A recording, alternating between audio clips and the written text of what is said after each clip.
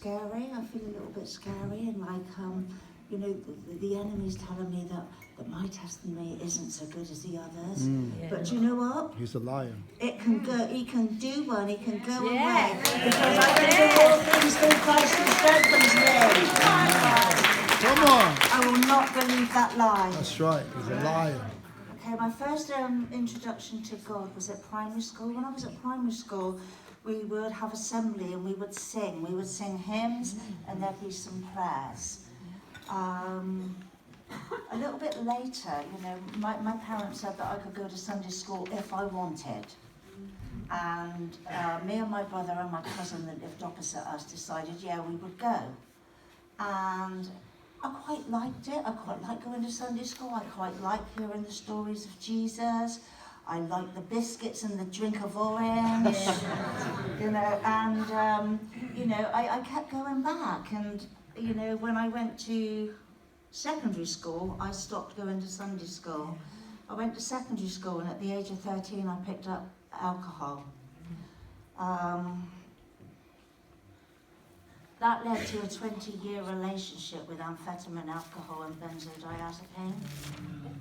You know, I know exactly what it means to worship false idols. Because that was what I did. I put those drugs before my then husband and my son. The husband that I thought would stop me drinking and using, the baby that I thought that would stop me. Nothing, no human power could relieve my alcoholism. That's right. But God could and would if he was sought. This is what I learned in the big book of Alcoholics Anonymous. You know, I learned that. But before I learned that, I was broken. I was desperate.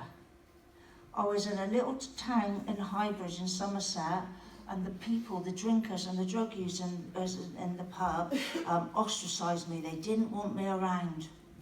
You know, they'd had enough of me, and I was too scared to go home because I'd done it again.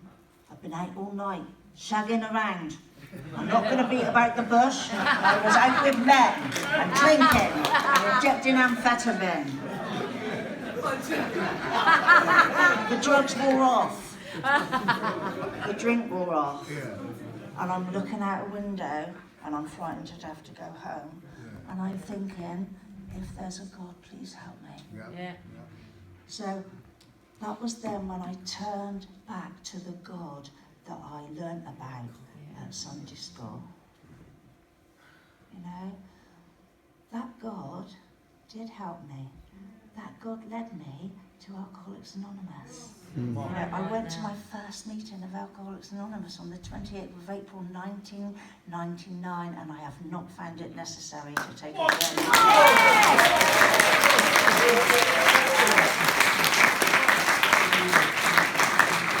So I know that God can do for me what I could not do for myself. You know, the proof is standing here. The proof is standing here. I'm just going to look at my notes. Okay. So I went to AA for my alcohol. I went to NA for my drugs because one fellowship didn't like me talking about the other stuff, and I needed to have a look at it all. And I'd done the 12 steps of both fellowships, and both fellowships told me the importance of a relationship with a loving God. You know, but they also told me that it could be a God of my own understanding. You don't tell of someone with self-will run riot, you can have a God of your own understanding. You know? My goodness. You know, so God has been, Jesus Christ has been very, very patient with me. He has been waiting for me for a long time. I was 18 years in recovery, not using alcohol and drugs and not having no Jesus in my life.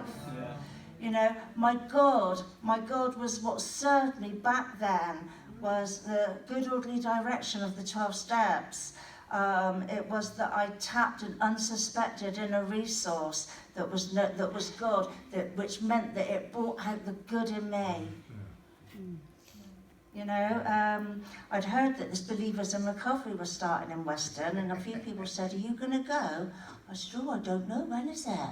And it was on a Tuesday, and at that time I had a commitment at a CA meeting, so I didn't go.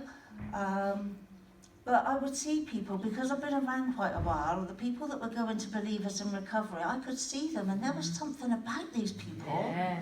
You know, Gavin, I could see something in Gavin, I could see something in Mark, I could see something in Mikey, and a lady called Mandy who's not with us today, but she's coming back to Believers, she told me last night, so that's good.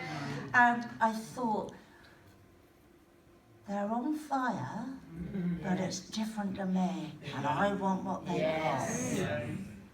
So I've seen Gav in the street, and I said, can I come to Believers in Recovery, Gav? He said, yeah, you can come along.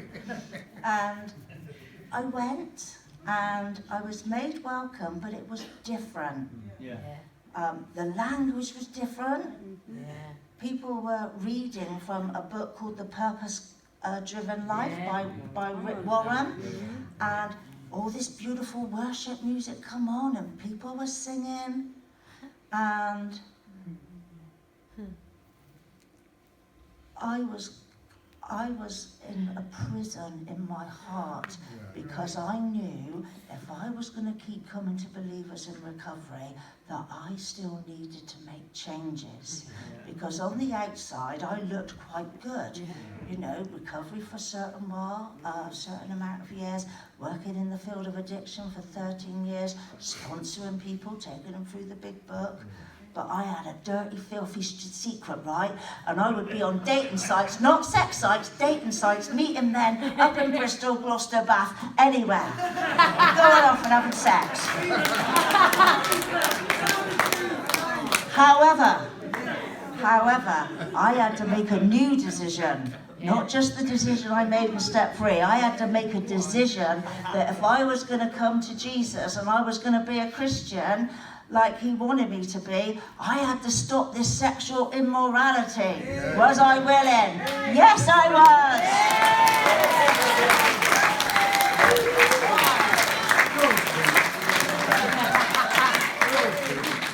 I've been going to Believers in Recovery now for about 2 years, and when I was about 6-7 weeks in, there was a Believers in Recovery convention, and Raymond was there. And at some point throughout the evening, he said something along the lines of, if there's anybody here that wants to give your life to Jesus Christ, stand up. Or it might have been different words to that, but it was to that sort of thing. And I was so warm. I was so warm, and my heart wanted it so much, I stood up. And things has got better and better since, you know. I keep going to Believers. I'd read the Bible. They told me to get a Bible, read the Bible, learn the Bible. I'd read it. I wouldn't understand it because the writing's different. It's different words, different language. So I work at Adaption, and our Gavin works at Pathways. I was running across all the time, asking questions. You know, and he would answer them, he would tell me, but I was going there 2, 3, 4 times a week, sometimes twice a day, because a thought would go into my mind and I'd be off. I did finally get a female mentor from the church, and I expect he was quite pleased about that. Okay, so I got baptised 18 months ago. Now, I have got a fear of water. I have got a real bad fear of water. When I was 8 years old, I got pushed into the swimming pool, and I never ever got over it. But I knew that if I wanted to live a Christian way, I had to face my fear of the water.